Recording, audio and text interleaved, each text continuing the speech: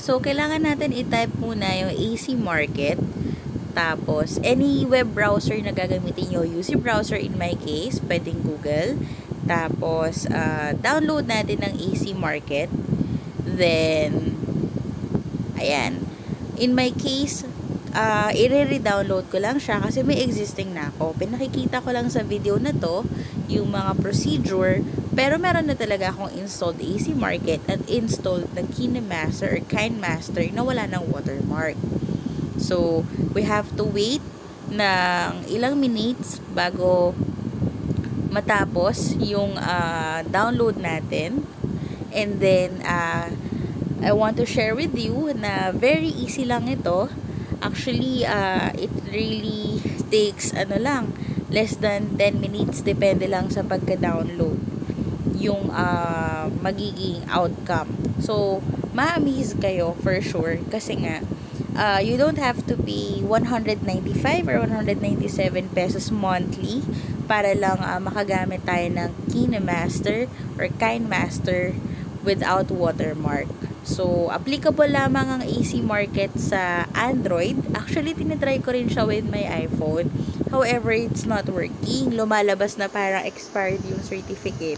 So, iba rin yung market o yung APK or itatype natin pagdating sa iOS para naman makagamit tayo ng Kinemaster or Kinemaster without watermark as well. Yun lamang. I've tried 2 apps already, kaya lang wala medyo unfortunately expired pa rin yung mga certificates, so we are still waiting for good application para ma-apply din natin yung walang watermark kasi maganda talaga yung video natin na wala ng logo. So masasabi natin na parang as our own talaga yung video, tsaka hindi siya kumbaga nakaka-bother kapag manonood ng videos natin o ng vlog natin. So, ayan, malapit nang matapos yung download. I advise na itry nyo yung UC browser, very smooth mag-download ng applications dyan. So, yan talaga yung ginagamit ko. Then, after a while, install mo lang siya. So, mabilis lang naman yung installing stage. So, you have to open it, yung application. So, it will take, few minutes. Medyo mabagal lang din kasi yung loading.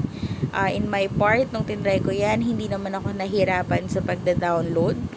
Good thing, nakisama rin yung ating internet. So, wait lang tayo. Marami actually application dyan. acmarket is an alternative kay Play Store. Pero so far, nagamit ko pa lang si acmarket for the Kinemaster or for the Kinemaster.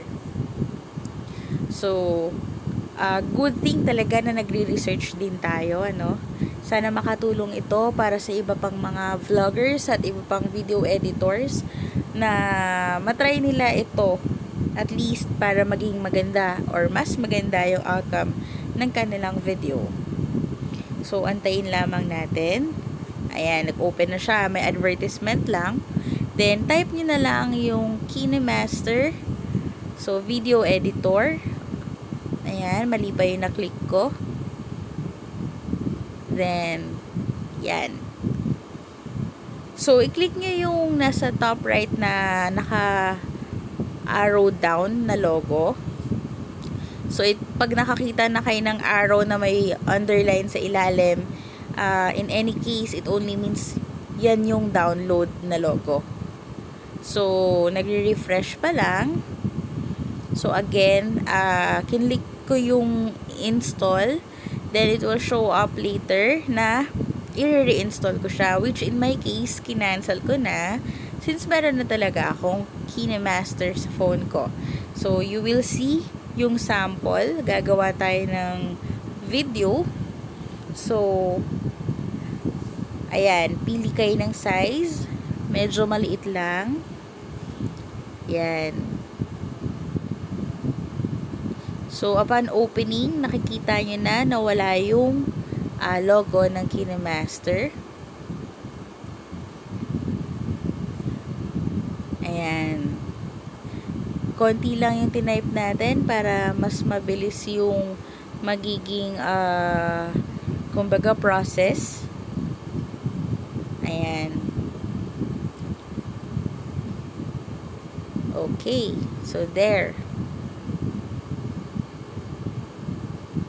Ayan.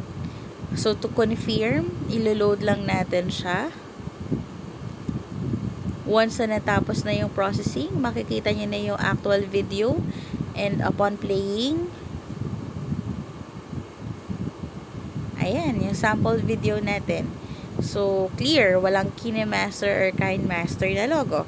So, hopefully, you have enjoyed watching. And you can share this video para makatulong din sa ating mga vloggers. Thank you for watching. Subscribe ka na. Don't forget to like and share. Thanks!